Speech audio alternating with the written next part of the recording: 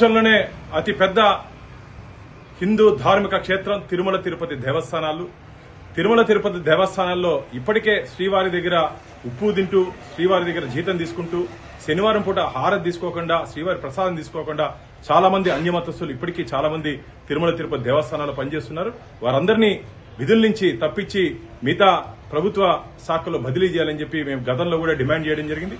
నిన్న డైలీవర్ ఈవో కార్యక్రమంలో ఒక భక్తుడు ఫోన్ చేసి అన్యమతస్తులకి శ్రీవారి సేవకి అవకాశం ఇస్తారని చెప్పి అంటే దాన్ని పరిశీలిస్తామని చెప్పి TTD EO చెప్పడాన్ని Bharatiya Janata party తీవ్రంగా ఖండిస్తా ఉంది. వెంటనే వారి మాటలు వెనక్కి తీసుకోవాల్సిందిగా భారతీయ జనతా పార్టీ డిమాండ్ చేస్తోంది. వారి సేవలు మాకు అవసరం లేదు. మీరు ఏ హోదాలో టీటీడీ ఈవో అంత మాత్రాన మీ ఇష్టానుసారంగా మీరు స్టేట్మెంట్ ఇస్తే ఎలా సరిపోతుందన్నది వెంటనే మీ మాటలు వెనక్కి తీసుకోవాలని చెప్పి భారతీయ జనతా పార్టీ డిమాండ్ చేస్తోంది.